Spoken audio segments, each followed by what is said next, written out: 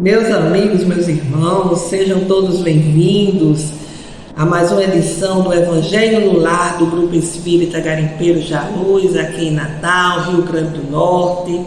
É sempre uma alegria renovada retornarmos para o nosso encontro semanal, o encontro da família com Jesus, esse momento de levarmos harmonia aos nossos corações, harmonia aos nossos lares, e assim nos fortalecermos nesse encontro em que o Mestre está conosco. Pensemos que Ele vem ao nosso encontro, Ele realmente vem, senta ao nosso lado, nos ajudando a compreender os seus ensinamentos e nos fortalecendo para vivenciar esses ensinamentos de luz. Estamos no mês de agosto, e queremos lembrar que é um mês muito importante para todos nós, que fazemos o Grupo Espírita Garimpeiros da Luz, é aniversário de 27 anos da nossa fundação. E momento de agradecermos a Deus, a Jesus, aos guias espirituais, a nossa mentora Alta de Souza, por terem permitido esse oásis em nossas vidas, esse oásis que mata a nossa sede, que mata a nossa fome espiritual, porque todos nós temos muita sede e fome dos ensinamentos do Cristo, de conhecê-los e de vivenciá-los. E aqui nós estamos nesta casa tendo essa possibilidade de estarmos reunidos com nossos companheiros encarnados e desencarnados. E isso é muito importante, isso é nos dá muito conforto. É com muita alegria que estamos nesse mês de agosto aqui com vocês. É uma alegria redobrada. Então, meus amigos, nós vamos fazer o nosso Evangelho. Não esqueçamos o recipiente com a água que será fluidificada durante o nosso estudo pelos nossos guias espirituais, certo? Então, vamos fazer a nossa leitura preparatória, o livro Vinha de Luz, Espírito Emmanuel, psicografia de Chico Xavier. A mensagem é a 158. Transformação.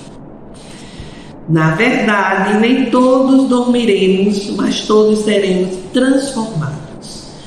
Palavra de Paulo na primeira carta aos Coríntios, capítulo 15, versículo 51. Refere-se o apóstolo dos gentios a uma das mais belas realidades da vida espiritual. Nos problemas da morte, as escolas cristãs trabalhadas pelas cogitações teológicas de todos os tempos erigiram teorias diversas, definindo a situação da criatura após o desprendimento carnal. É justo que semelhante situação seja a mais diversificada possível.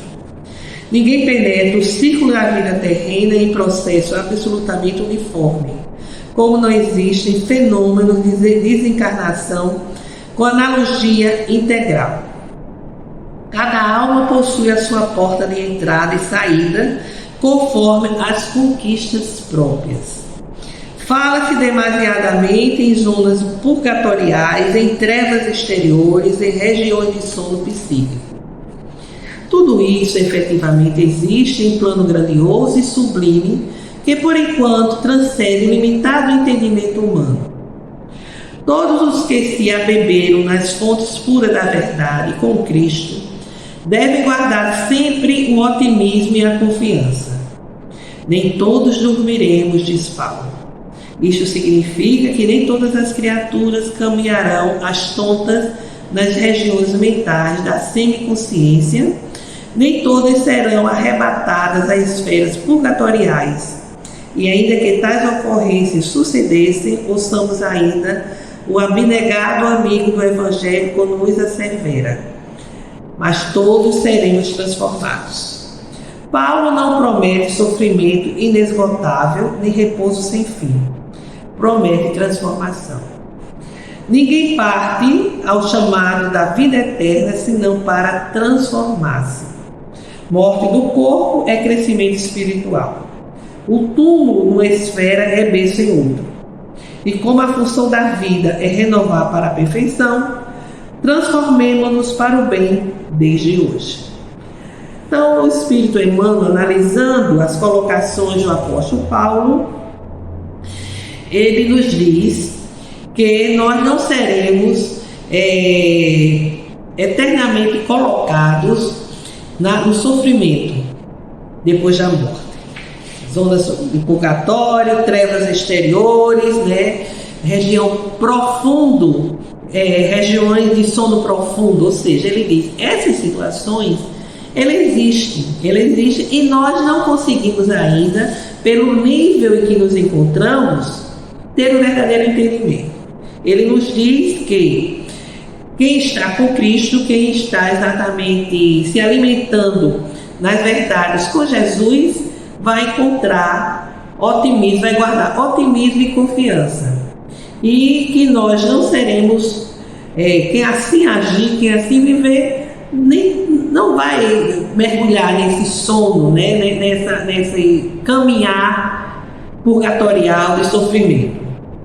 Ele vai dizer exatamente aqui que todos nós seremos transformados. A morte é uma transformação. E essa transformação vai depender de como estamos vivendo por aqui.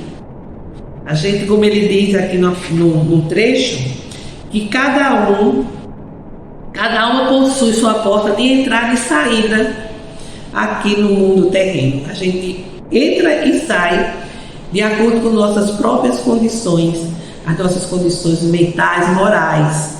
E que a morte, ela é essa transformação.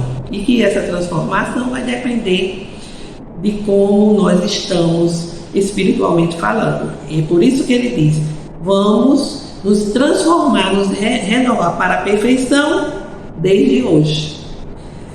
Então, meus amigos,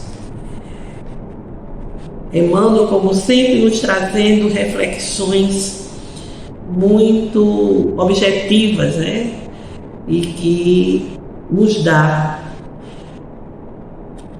um parâmetro que temos condições de seguir. Então vamos fazer agora a nossa prece inicial, elevando nossos corações, a nossa mente ao alto. Senhor Jesus, abençoa-nos e estende as vossas mãos compassivas sobre nós, clareando-nos o entendimento, para que possamos identificar os caminhos mais retos que nos conduzam à integração com os vossos propósitos. Envolve-nos, Senhor, com a vossa misericórdia e compaixão, ajudando-nos em nossa caminhada terrena, identificando as nossas imperfeições e trabalhando para superá-las. Sê conosco, Jesus, agora e sempre. Que assim seja.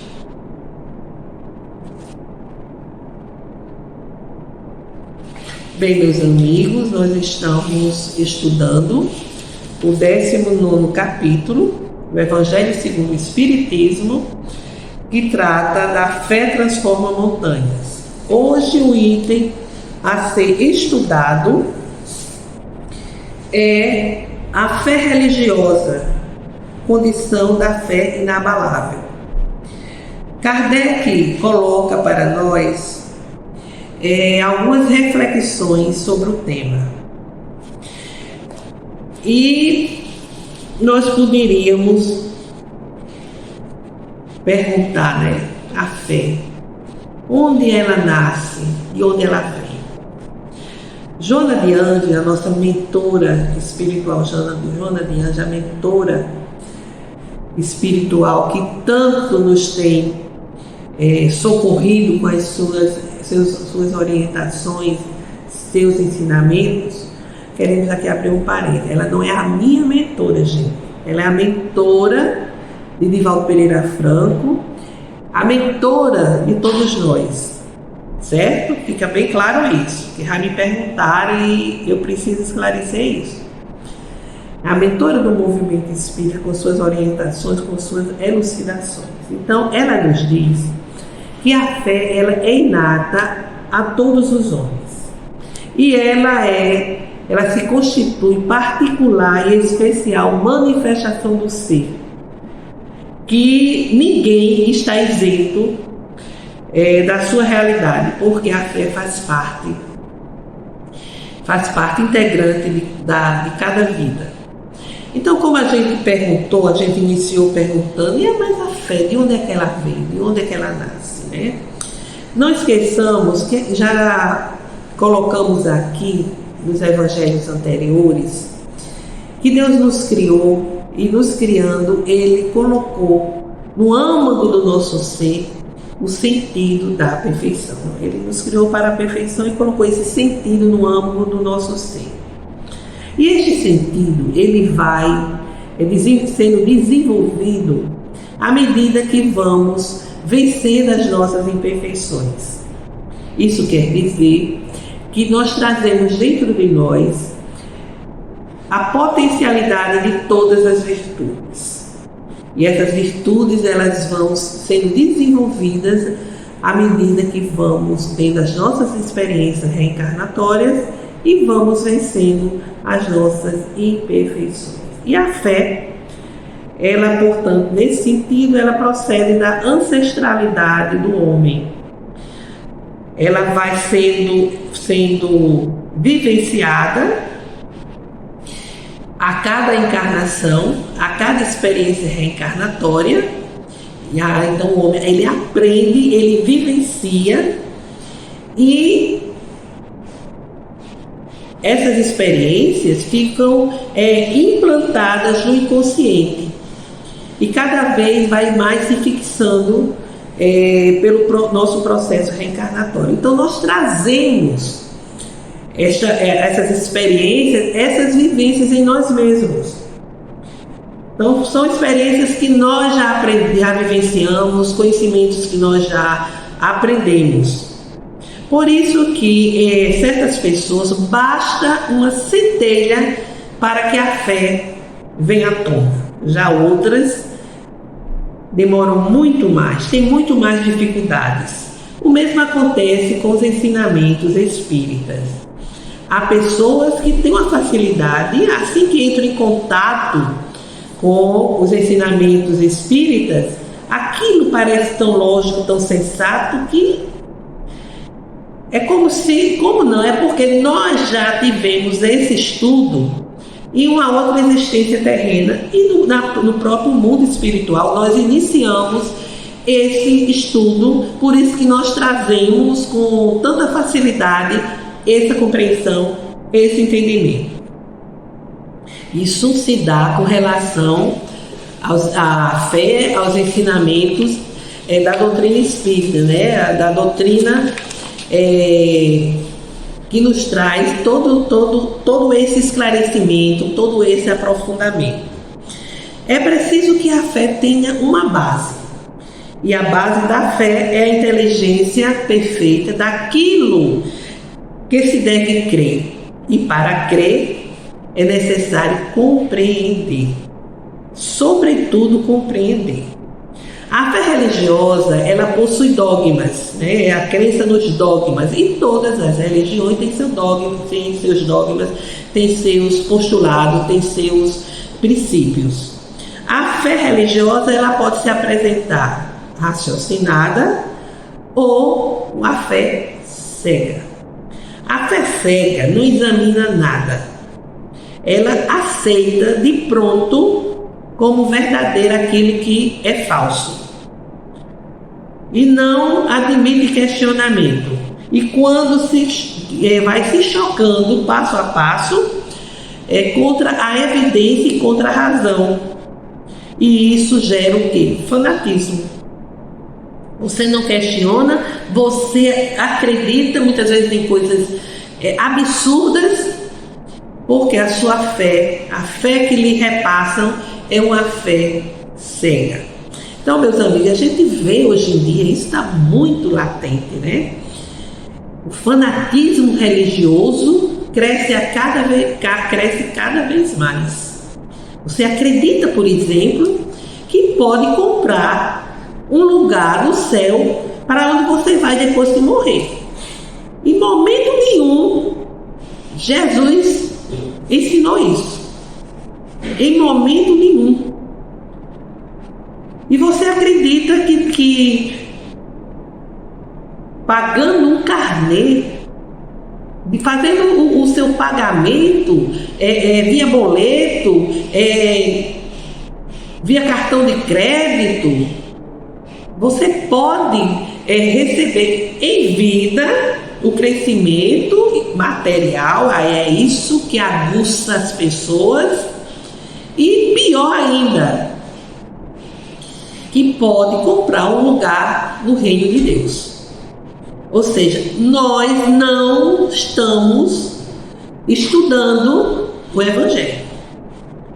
Muitas vezes estamos nos apoiando no Antigo Testamento, que é uma linguagem alegórica, simbólica, que existe muita coisa suntuosa, né? Muitas abordagens suntuosas que precisam ser interpretadas e não seguidas ao pé da letra. Mas o principal do livro sagrado é a boa nova que Jesus nos trouxe. E ele nos fala da transitoriedade da vida terrena. Nos mostra que a vida terrena ela é para nos conduzir a uma libertação das imperfeições, facilitar este crescimento espiritual, a libertação dessas amarras materiais, viciosas, deletérias.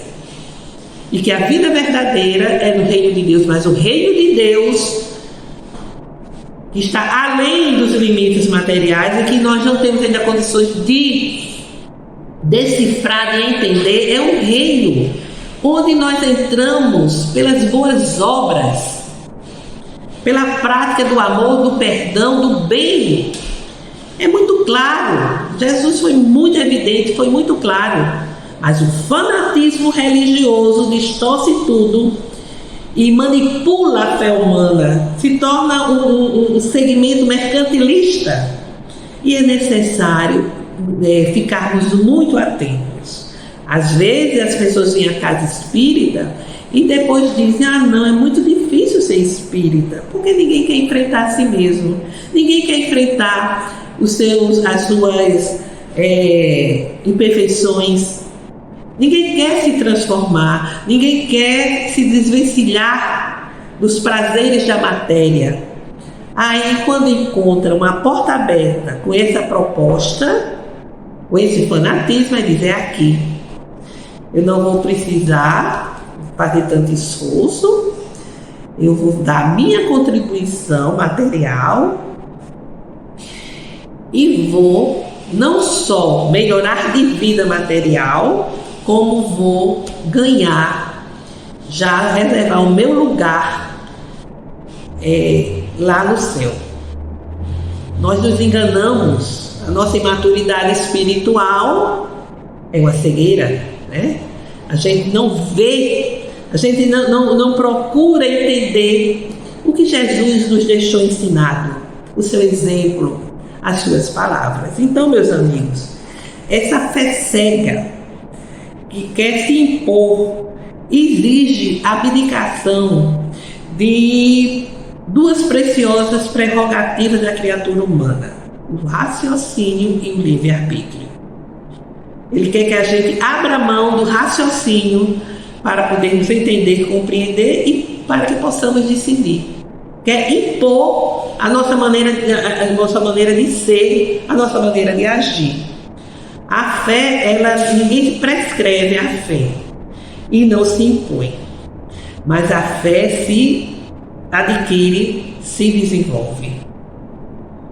O dogma da fé cega faz um grande número de incrédulos, abrindo assim um vazio existencial muito grande no íntimo de cada um. E é aí que vai surgir a dúvida. Porém, as provas, elas estão por aí, elas estão ao nosso redor. As provas, o Evangelho de Jesus, os relatos da doutrina espírita, que é uma ciência que tem o seu segmento de ciência, nos mostrando por evidências, por fatos, tudo aquilo que Jesus nos ensinou, nos mostrando o mundo espiritual, como ele é, como ingressar de uma forma salutar neste mundo, como viver aqui para nos fortalecermos moral e espiritualmente. Não está por toda parte, mas muitos, por uma questão vamos assim dizer, de negligência mesmo, de comodismo, recusam, não querem ver, muito menos vivenciar. Uns por negligência, outros por terem medo de ter que abrir mão de seus hábitos, mas a maioria mesmo por orgulho. Às vezes até mesmo o orgulho e essa ideia pode ser até inconsciente, de não querer aceitar a existência de um ser supremo, de um ser superior. Então, essa fé religiosa, ela precisa estar alicerçada exatamente na lógica, na razão, no raciocínio, para que ela seja uma fé inabalável. Eu saber por que eu acredito. Por que eu acredito na imortalidade do Espírito? Porque o próprio Jesus desencarnou e depois surgiu, passando 40 dias com os discípulos. Não que ele tenha ressurgido no corpo de carne e osso, porque isso seria impossível frente à lei divina que estabelece as regras para o viver e morrer. Ele, em espírito, condensando o seu corpo espiritual, ele se fez presente entre os seus discípulos.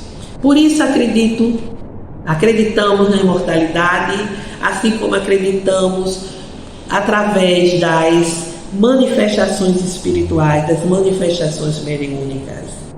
Por que eu vou acreditar que existe vida após a morte? Exatamente pelos ensinamentos de Jesus, que nos diz: a casa do Pai tem muitas moradas. Então é uma fé raciocinada, é uma fé baseada na lógica, baseada na razão. Por que eu vou acreditar na reencarnação? Porque se eu acredito na justiça divina, não posso acreditar que a gente só nasce uma vez, atravessando dificuldades, doenças, sofrimento, enquanto outros estão numa situação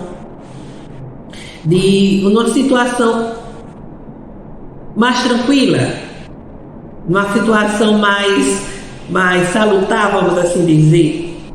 Então por quê? Porque só se nasce uma vez para sofrer? Ah não, mas Jesus derramou seu sangue e já salvou todo mundo. Como assim?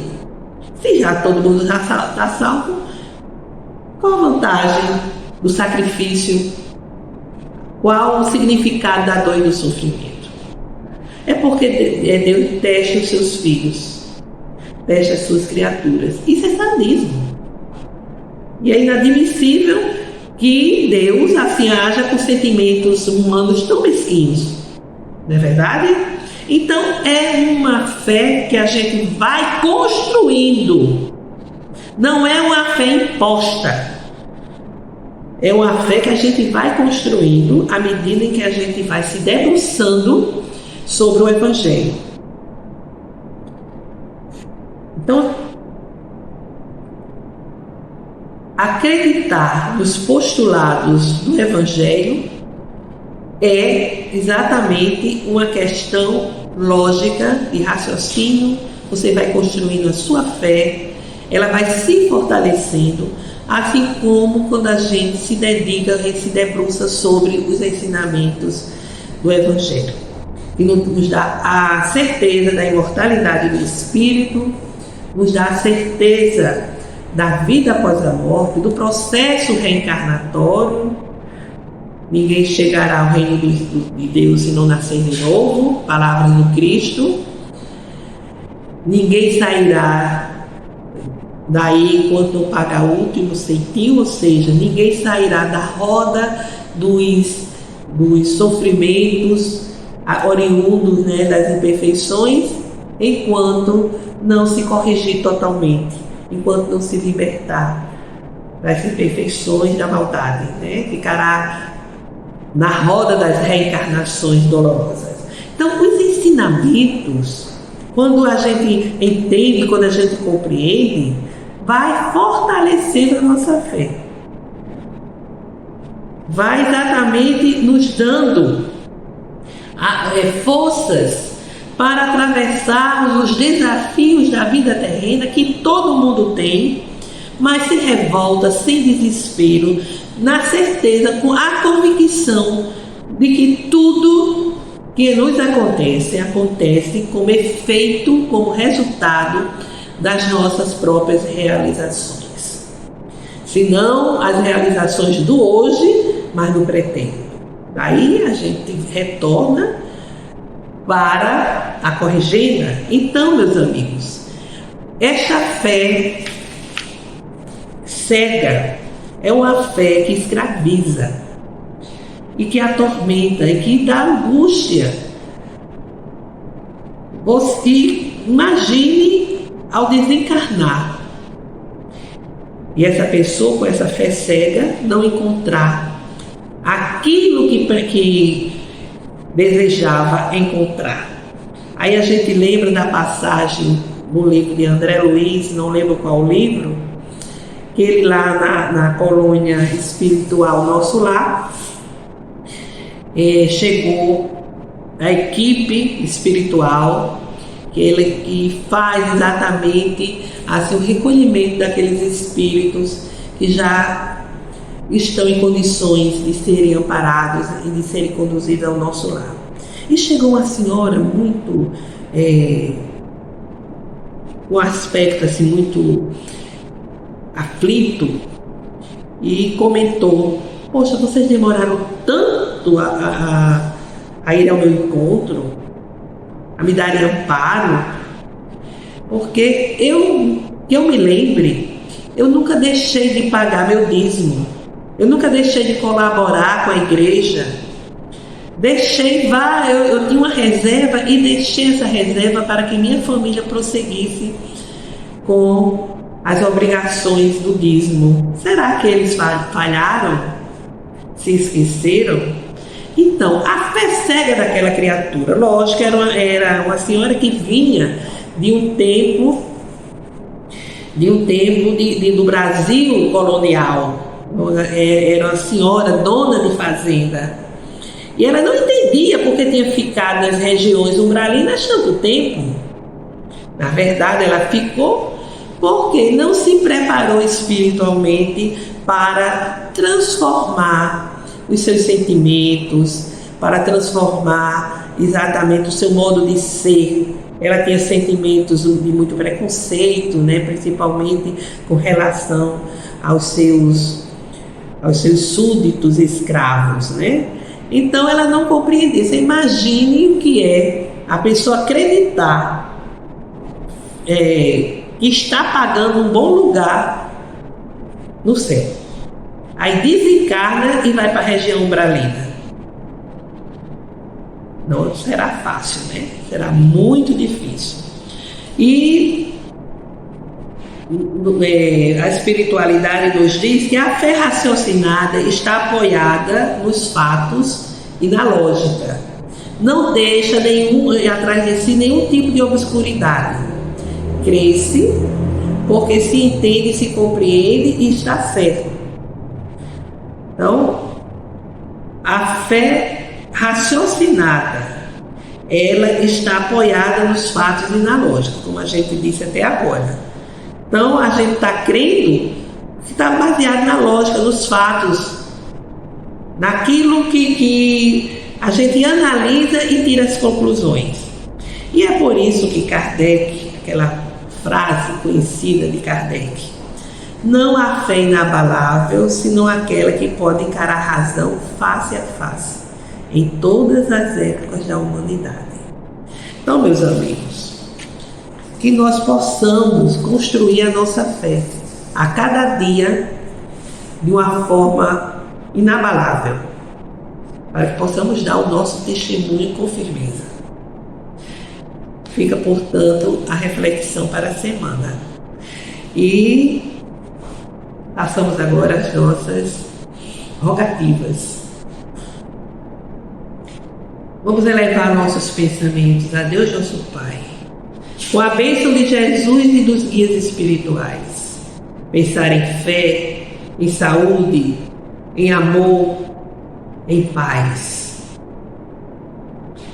Rogamos, Senhor meu Deus, pela paz entre as nações, pelo entendimento entre os governantes, que eles possam trabalhar, agir pela justiça social.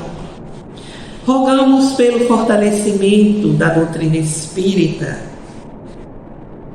essa doutrina consoladora, por todas as famílias, para que o Evangelho do Cristo chegue aos lares, iluminando corações, fortalecendo a cada um. Rogamos pelo perdão, pela concórdia de todos aqueles que nos sintonizam conosco. Rogamos pela saúde e recuperação dos enfermos, parentes, familiares, amigos e por todos aqueles que estão atravessando a enfermidade. Rogamos por todos os nossos irmãos em desequilíbrio, em sofrimento nos dois planos da vida.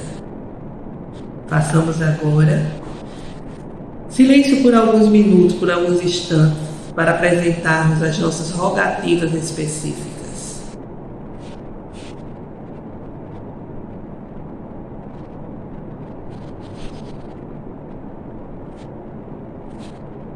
Recebei, Senhor meu Deus, as nossas rogativas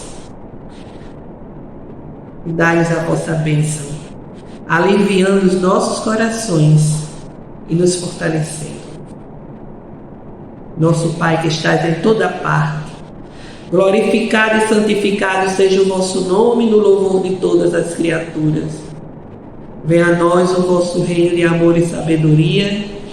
Seja feita, Senhor, a vossa vontade acima dos nossos desejos, aqui na terra e em todos os ciclos espirituais. O pão nosso do corpo e do Espírito dai-nos hoje. Perdoai, Senhor, as nossas dívidas, ensinando-nos a perdoar os nossos devedores, com esquecimento de todo mal, não permitindo que venhamos a cair nas tentações das nossas próprias inferioridades. Livra-nos de toda maldade que ainda reside em nós mesmos, para que assim reine a paz, o entendimento, o amor da caridade, hoje, amanhã e sempre. Que assim seja. Com esta prece, encerramos o Evangelho de hoje, desejando a todos uma semana de saúde, paz e muita alegria, e que aqui possamos estar no próximo domingo. Muita paz.